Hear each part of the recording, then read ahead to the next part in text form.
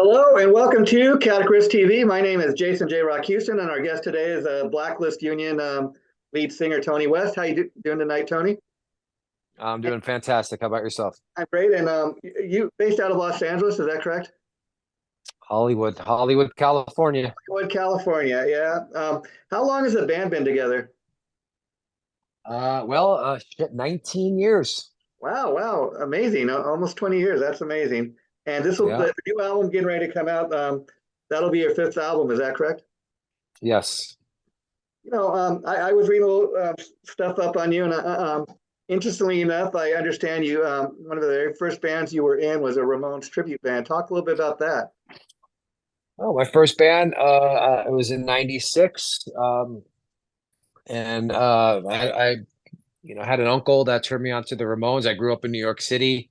Mm. I remember as a kid, like seeing pictures of the Ramones and thinking to myself, whoa, like I can be totally dorky and awkward and cool. I'm like, awesome.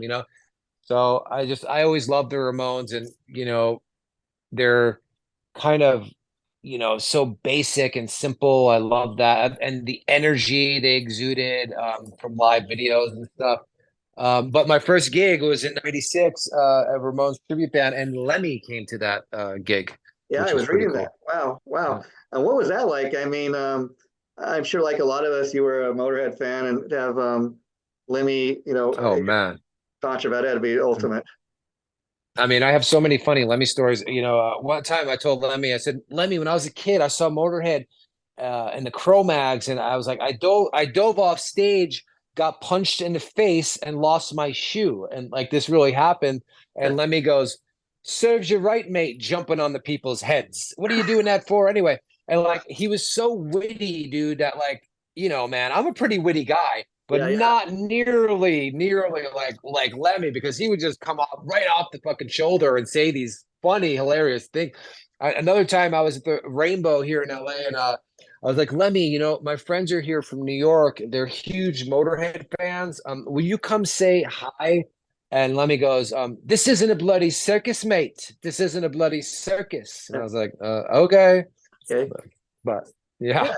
Yeah. And let me ask you about the Ramones tribute, because I got to tell you, Tony, I've been a huge, not just fan, but supporter of the tribute scene for years. And part of the reason is it's what I like to call rock and roll theater, especially the bands that not just play the music, but dress the part. I mean, I think it's really fun. Yeah.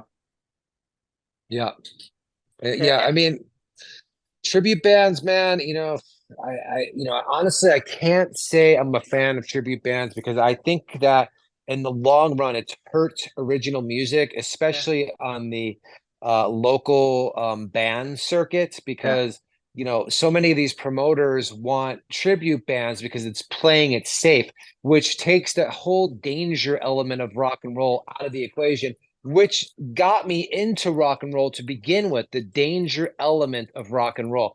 So what's happening is people are playing it safe and playing in tribute bands. Now look, people make good livings doing that sure, shit. I sure. mean, Steel Panther started out as a tribute band, but look at how they evolved into something. And then a lot of these tribute bands, like some of these dudes think they're in the real band, and like they're kind of like egoed out about it and so forth. I mean, I don't know. It's a double-edged sword, Yeah, man. yeah. I'd rather see more original music, to tell you the I truth, get than that. tribute. And Yeah.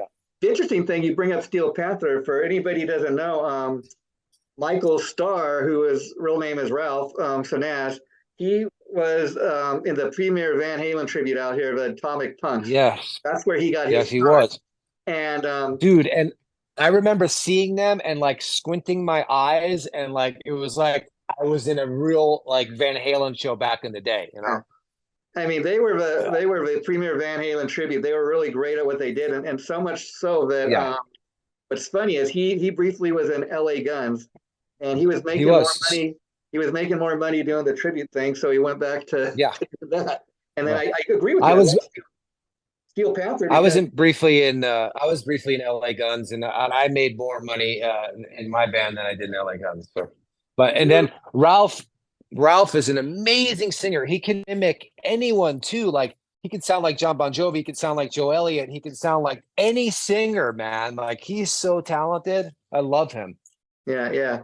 And what I love about Steel Panther is, like you said, it's an original thing. It's still, I don't really consider that a tribute. It's kind of a tribute to Right. the era, but I love the fact that Right. it's original music, you know? Yeah, and like they have funny, like they're funny, like they have songs called like "Eatin' Ain't Cheatin'." Like I love that. I'm like, dude, how did you come up with that shit? And you know, that's a band. Like I don't know if you heard of Turbo Negro, but No. they're one of my favorite bands. They're from Norway, and like they're so good, and they rock so hard, and they sing songs about like sex and pizza and stuff. And like, you know, Ralph has that kind of edge, that humor thing. I mean, Yeah, if you ever see Steel Panther, you'll be crying laughing at for sure. their antics. You know. I mean, they're still, I mean, they were just recently on, America's Got Talent. So they're still, Yeah, I saw that. Yeah. that's fun too. Now, I never heard you were in LA Guns. Obviously you didn't play on any of the records, but how long were you in the band, or did you just do a few shows? So I got a call from Tracy 10 years ago. Their singer quit in the middle of the tour, and Okay. he just asked, he said, "Can you do 13 shows?" And I just did the 13 shows. And I literally had to learn 8 songs overnight and sing them the next night in Atlanta. Yeah. Um, but it was fun. And, you know, Tracy taught me a couple valuable lessons that I still carry with me today. And I think he's a great guy. And it was a lot of fun. Wow, I bet. But now let's talk about Blacklist Union. I love to ask people, like, what's the story behind the name? How did you come up with Blacklist Union? You know, again, we're going back to the danger element of rock and roll, like you know, something that's missing. And you know, there's you live in LA? Yeah, Long Beach to be specific. Yeah, Yeah, so you know, there's promoters in LA that aren't the nicest people to bands and even sure. fans and so forth. And you know, I'm from New York originally, so you know, I had no problem telling someone to go fuck themselves, you know, Yeah, yeah, which didn't behoove me, you know what I yeah, mean, when I was younger. So but you know, so and I got this from Josie from Saliva, where you know, I wanted to put together a band with the guys with the best players in town with the worst reputations, you know what I mean? So yeah. and bring back that danger element into rock and roll, and that's kind of where the name comes from. I was wondering if you guys had ever done any shows with LA Guns, because I mean, I think that would be a great tour, a great. I think you guys would be a great fit together. You know. Yeah, I mean, we're trying to get a tour with Buck Cherry. That's kind of Oh, who we that would want be to. cool too. But like I've often heard Tracy say LA Guns is kind of like the little black dot, and what you're saying about the promoters in LA and really all over is so true. I mean, even like you're talking about tribute bands, they even a lot of places still got to do what's called pay to play, where Yeah. okay, like you said, it's guaranteed business, but okay, we'll give you a bunch of free tickets to hand out to your fans, and if you can pack the place, you get to come back.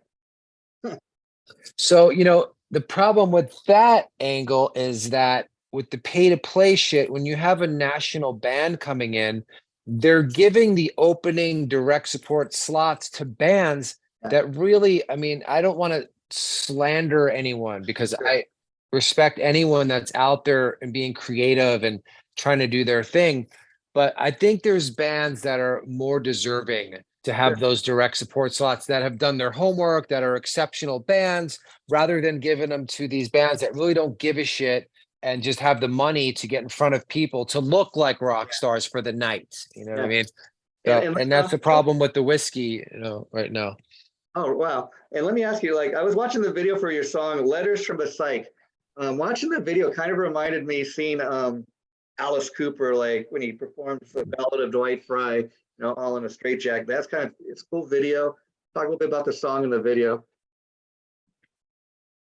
I mean, you know, Letters from the Psych Ward, it's the title track of the record. You know, someone asked me the other day, what does Letters from the Psych Ward mean? And I said, you know, Letters from the Psych Ward basically means trying to stay sane in a Yeah, world that's gone yeah, mad, you know? So, you know, it's a live performance video mixed with, you know, elements of me going crazy yeah, because yeah. we haven't put out a record in 8 years, and during that 8 years, I lost my guitar player, I've lost friends, and there was fucking COVID, and like Well, I had to struggle to stay sane, just like every single sure. one of us, man. You know, I mean, so that's kind of. we all went through that. I never thought that, there'd ever be a day where the government could shut everything down and tell people you Yeah. couldn't even go to a movie theater. Or and governor here in California is bragging about stuff like, oh, we're never, as long as I'm the governor, we're never going to allow there to be any more live concerts. Thank God it didn't come to that. What the hell? Yeah. I mean, dude, I would go to the movies with my son, who's, going to be 17 in September, but we had to show our vaccination card. Like Sure. that's fucking that ain't right. There's Communism. something very, very wrong with Yeah. me having to show proof of a vaccination to a movie theater employee. Like there's something very wrong with that. So, I think part of that is, and I'm totally with you on that. I mean, I'm totally against any kind of mandates and stuff. I think people should have the choice. If you want to do it, great. If not, and I think at first that's kind of the way they go, but then they quickly kind of thought, oh well, how do we know people aren't lying? So we can't have people lying. Got to catch them in lies and just crazy stuff. And it's so crazy the world, not just politically, but I mean, like living here in LA, hear stuff on the news about, oh well, people can go and shoplift, and unless they steal over $900, they can't get arrested. You hear crazy stuff like this, and they're making yeah. it easy for people to become criminals. I mean, it's just crazy. I never thought I'd live in a world. Yeah. I know. I mean, again, it's about like trying to stay sane in a world that's gone mad. Like, man, I'm a survivor. Like, I'm not worried about me, but I Yeah. have two young kids that like I gotta fucking teach them the realities of life real quick. And I mean, fuck, when Yeah. for grocery shopping, like, if you're buying groceries for a family of 3 or 4, like you're spending $500, like it's absurd. And It's the absurd. absurdity of people having to live lives like that, and then you got the president and other politicians getting up and, oh, don't oh, inflation, no, it's just a hoax. It's don't believe what people are telling you. We know what we're having to go through, and it's so hard, like bringing kids up these days, because you got teachers and politicians and other people that come into their lives trying to tell them, don't tell your parents this, let's keep a secret. um, That's it's whack. just so Yeah, so whacked. I think the parents should be able to raise their kids how they see fit, or teach the kids the life lessons they want to teach them. I agree. And let's talk about, like you're talking about being a Ramones tribute band, and that is a way a lot of people kind of get started covering other people's music. But obviously you're a very creative guy, Tony, and I'm sure you always had that desire to write your own original music. So when you were starting out and you were in the tribute band, I imagine you were writing a lot of your own original tunes with that dream. Okay, we're gonna put this out one day. We're gonna get our own band going. Original music. Yeah. I've been writing lyrics since I was 5 years old. And every Blacklist Union song is a story of my own life.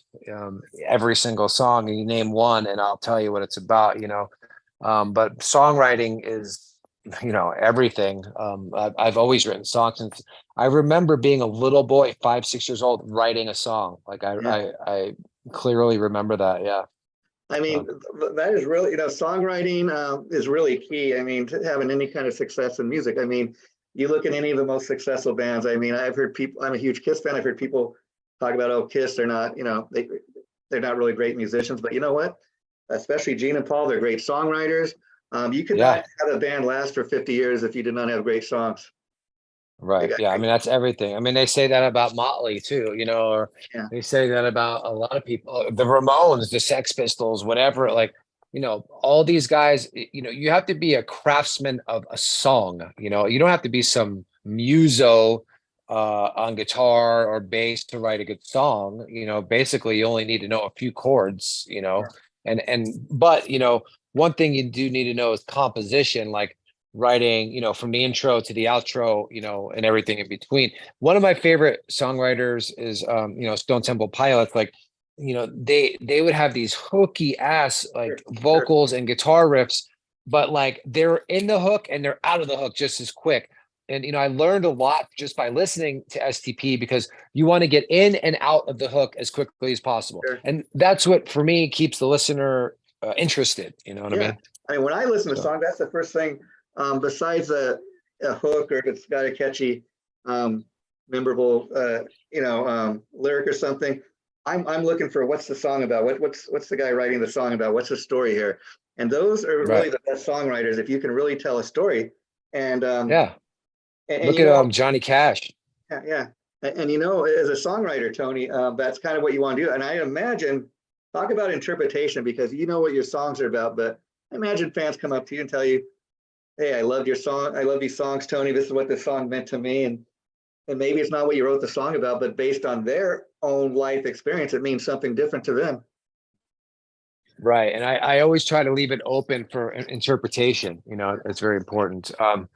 And then I was saying, Johnny Cash, look at how he painted a picture on every single song. Like he was a storyteller and a half, Yeah, like a boy named Sue, or, Ring of Fire, whatever, it's like, to me, Bon Scott, he was a genius at that. sure, sure. Um, And you know, AC/DC is they're one of a few bands that can get away with kind of every song kind of sounding the same. But I talked to enough musicians where they tell me AC/DC, you know, people think it's just kind of simple chords, but the music's really difficult to play.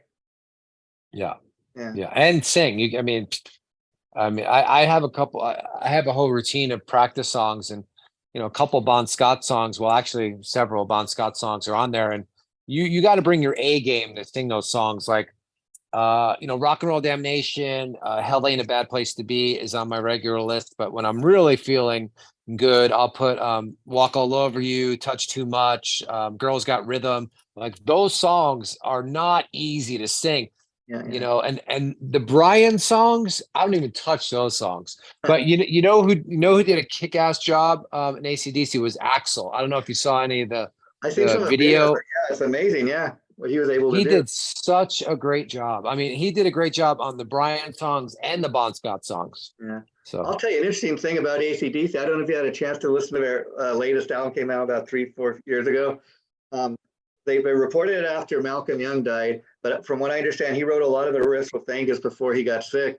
And it's interesting because he doesn't play a lick on the album. But maybe it's because he wrote the riffs. You can kind of feel his presence all over those songs. Yeah, yeah, I mean, his essence is in AC/DC and their sound. You know what I mean? Like I think it's just part of it. It's just going to be there forever. but Tony, who are some of your heroes? I mean, you kind of talked a little bit about, but I mean, when you were growing up, what was the point in your life, or how old were you? Would you say when you knew, hey, when I grow up, I want to take a shot at being in a band, or I want to do music. That's what I want to So do. So when I was 5 years old, I asked my uncle, "Who's that girl in that poster?" And he said, "That's no girl. That's David Bowie." And that's when I knew, man. And then that same uncle took me to see AC/DC at Madison Square Garden in New York. And then, punk rock. And then my muse for singing, like my guys for singing, the first and foremost is Andrew Wood from Mother Love Bone. Oh, He is my hero. And then like Ian Astbury from the Cult yeah, is very another underrated one. singer. Yeah, yeah. I mean, Ian Astbury from the Cult. What were I you gonna wasn't say? surprised. You know, Ian Ashbury, when he was briefly in the Doors. You know, I think he was the perfect guy for that.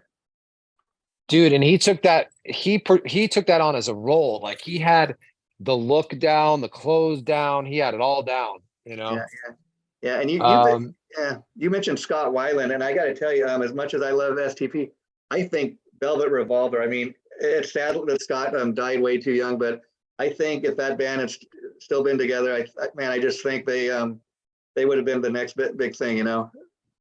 Man, I love that first record. It's like it's so good. And I'm friends with some of those guys, and I got to see them. I was at their record release at the Wiltern in LA, and then saw them at the Orange County Fairgrounds. And like, man, they had electricity and magic. Yeah, I remember one time I'm friends with the guys in Saliva, the original Saliva, and they were opening for Kiss and ACD, or Kiss and Aerosmith.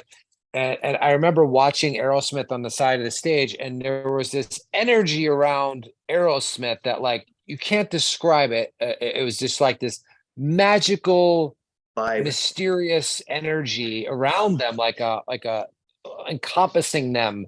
And Velvet Revolver had that same energy. Yeah, yeah, they really did. I mean, and I heard there was talk that they were thinking about having Corey Taylor come in, and he would have probably been great at what he did. But I think they made the right decision, kind of just let it rest, you know. Yeah. And so, do you guys have an official release for your new album? It's looking like September. It's gonna be September, but we're talking about September 16th. I don't know. There's no official release Yeah. date yet, but it is definitely coming in September. You think you'll have physical copies, or Yeah, that's we'll great. have CDs and vinyl. You know, vinyl is making kind of a comeback the last couple of years, and I think it's nice because the way they're doing it now, I think, me personally, I don't mind paying $25, $30 for a vinyl if it's a nice package, you know. See, Yeah, that's the thing, people are missing out on the experience, I think, of actually going to a record store and buying music like we did back in the day. You know, I prefer physical CDs, like you said. I love to have somebody to look at my hand. Oh, beautiful yeah, album cover. Who played on the right. album? Just beautiful. So the album is all done. It's all done. It's recorded and being mixed or whatever. Yeah, it's being mixed and mastered. And then, I told my son one time, like, son, you don't know how sad it makes me that I can't take you to a record store, Yeah. because that was so huge for me growing up. And I was the kid, like, I read every liner note, I read all the lyrics, I wanted to see the artwork. Like, I love all that shit. And there's a lot of people that still do, especially overseas. They Yeah. love that, I mean, I But remember going in a record store as a kid and seeing like Kiss Destroyer, and at the time, not even knowing, because of my age, not knowing too much about who they were, but like, man, I don't know what the hell this is. But this looks so cool. I gotta have it, you know? yeah, man, marketing, Yeah, they're yeah. smart guys, Kiss, that's for sure. And so, you will you guys be doing any live shows before the album comes out, or are you waiting for the album to come out? Yeah, so we're doing the Crew Fest July 29th at the Whiskey. Oh wow.